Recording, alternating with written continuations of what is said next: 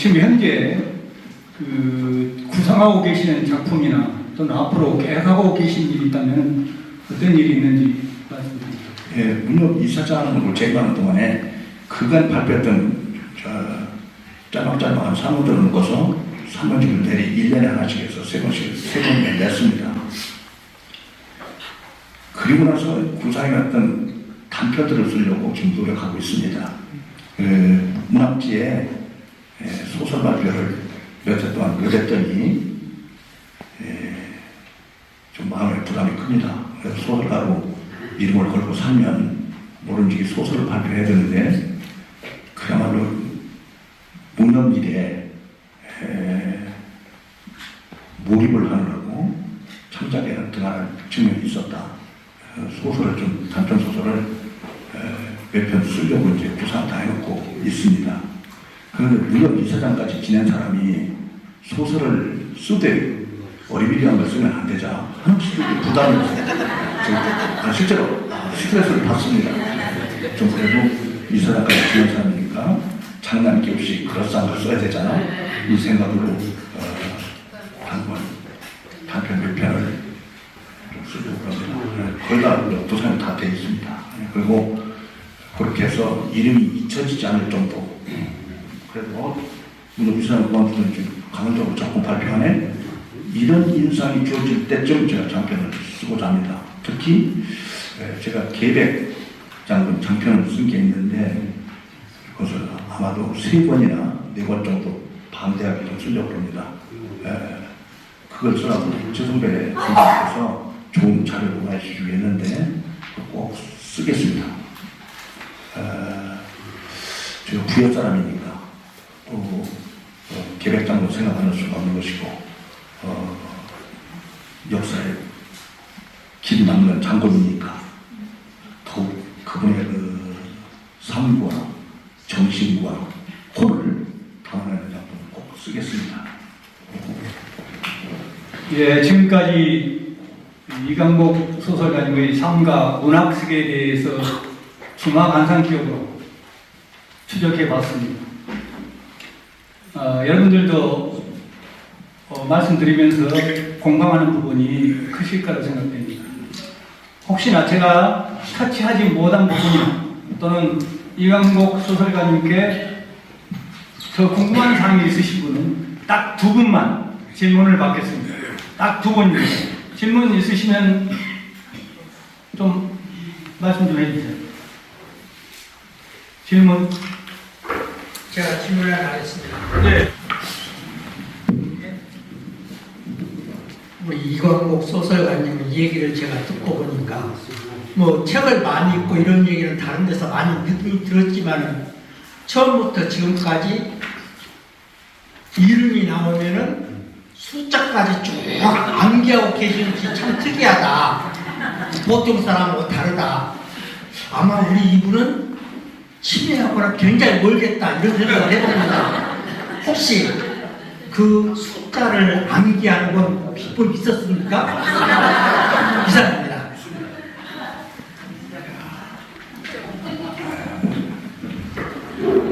있습니다. 그 핵심은 연상작용입니다. 연상을 하는 거예요. 아까 201호다, 201이다 그러면 아파트 우리 201호, 우리 김원 빌라 201호 연상을 하는 거예요. 연상. 그리고 그게요. 우리 지금요 선생님 답변 좀 해주세요. 출산할 때 영흥이죠. 영흥. 네. 영흥 맞죠? 맞아요. 영흥입니다. 함경도 영흥이세요. 출생지가. 그러면 영흥하면 이걸 화두로 잡고 영흥에 대해서 연상작용을 해야 됩니다. 영흥 출생 중에 최고의 인물이 누구냐면 최금여생 플러스 이성계 장군. 이성계 장군이 영흥이 맞죠? 이성계 장군이 1335년 영흥 출생입니다. 위안대군이 1388년입니다. 조선건국이 1396년, 정인지가 1396년 출생, 세종대왕이 1397년 출생, 세종대왕 주기가 1418년, 1418년은 성상문의 출생입니다. 1427년 이계 출생. 딱 연상하고, 수가 있으면 딱 연상하면 줄줄줄줄줄줄줄줄줄 아사탕이잖아요. 그렇잖아요. 어떻게 이런 거 어떻게 저하고 가까운 분을 만나서 사실은 저 집안이 아니에요. 제가 보면 한산인데 한산이가인데 지금 우리 아들들이 숫자예요. 막 이서구 이문관 이 필구라는 아저씨인데 승용차를 샀다고 자랑을 하는 거예요. 자랑을. 그런 무슨 자랑을 하냐면 벤츠 샀다고. 그래서 남자가 벤츠 205에 145이더라. 남의 자동차가 그래서 아저씨 손톱 따지면 27초쯤 되는 아저씨예요. 만나는 아저씨 145가 뭔지 알아? 그랬더니 여보 뭔데? 거기서 자동차 번호 번호판 빼라고 그랬더니 번호를 여러 개 주는데 내가 임의로 하나 찍었어 그러더라고. 찍었는데 왜 145를 하필 찍었어? 다른 번호보다 이게 많다고 찍었지? 그럼 145가 1452년에 무슨 일이 있었는지 알아? 당연히 모르지. 얘가 단종이 적이하네. 그래서 진짜로 밑으로 줘요. 단종이 적이하네요. 세종대왕이 1450년에 승하하시고 문종이 있다가 문종 돌아가시고 단종이 1450년에 중개하고 1455년에 뭐가 있었어? 계율정난. 수양대군이 황토이라고 김동서 죽였잖아. 그리고 1456년에 무슨 일이 있었어? 사육실수 사건이 있었잖아. 사육실 때 밀고 간 사람 누구예요? 김질아니야. 김질이 장이라고 밀고 해가지고 사육실 사건이 일어난 거 아니야? 딱딱딱 이렇게 연상이야.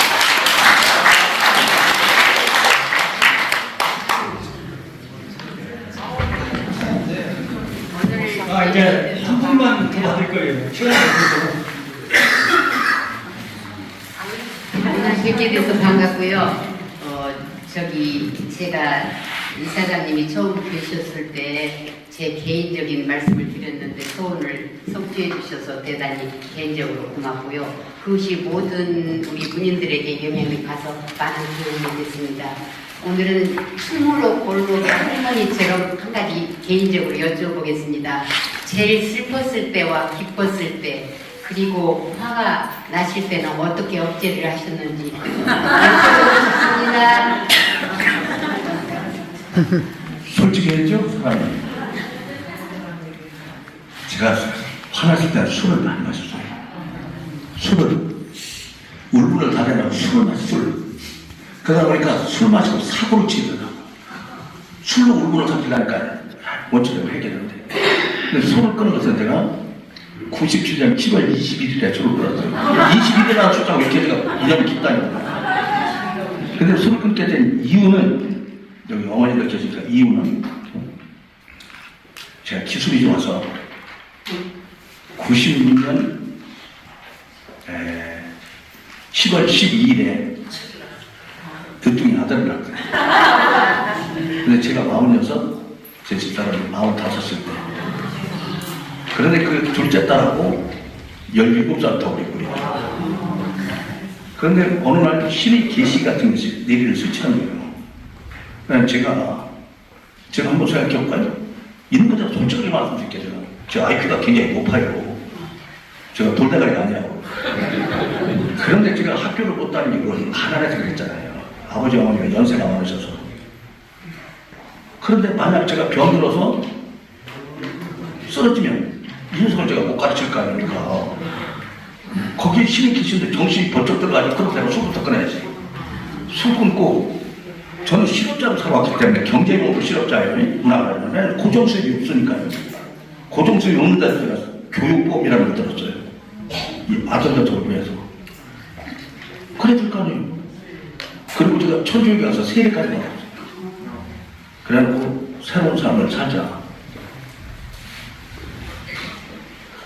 그때부터 이제 술을 안 마시기 전에는 술로 울분을 타졌다. 내가 그 참 가난한 환경에서 내가 하고 싶은 거 하고 공부도 못하거나 이기경이 됐잖아. 북받치고 술 마시고 그걸 풀고 그랬어요. 그런 게 있고 그 늦둥이 아들 낳았잖아요. 그렇게 기뻤어요. 미치고 환장하게 기뻤어요. 진짜 우리 집사람들 그 속내는 몰라요. 여러분들한테는 살짝 맞춰드릴게요. 제가 종가에 대를 입기 위해서 양자 같다고 했잖아요. 근데 우리 집에 제 속내는 좀 아름답게 가리는 시대가 아니라고 하더라도 제가 딸만 연년생으로 퍽이 푸석 들어올랐잖아요. 그러니까 우리 집이 저쪽이 되는 거예요. 무후. 저쪽이 되잖아요. 그러니까 나 혼자만 속을 끓이고 다니는 거예요. 술 마시고. 우리 집사람한테 이런 얘기 했다 내가 쫓겨나니까 말도 못하고. 그런데 이 고추자루 놈을 놨더니 얼마나 기분이 좋았겠어요. 술, 담배 다 깎아. 그래서 새 출발을 한 거죠. 그때가 제일 좋았어요. 그런데 또 좋은 인연 말씀드릴게요. 이 녀석이 공부를 참 잘해요. 자식자랑은 불초자라고 하잖아요. 서울대 경영학과 나와서 서울대 로스쿨을 들어갔어요. 근데 2학년 이제 절반 학기를 하고 있는데 어제부터 법무부변 광장에 실습 나갔어요. 어제 야구 많이 그거였고, 그 다음에 슬플 일은 참 많았어요.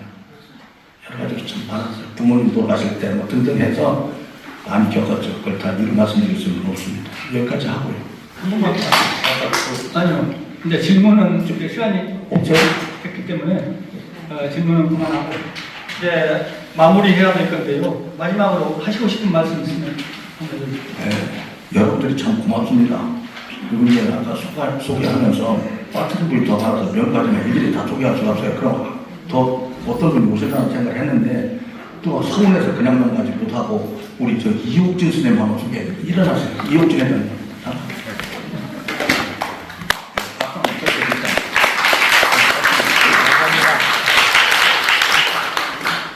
앉으세요.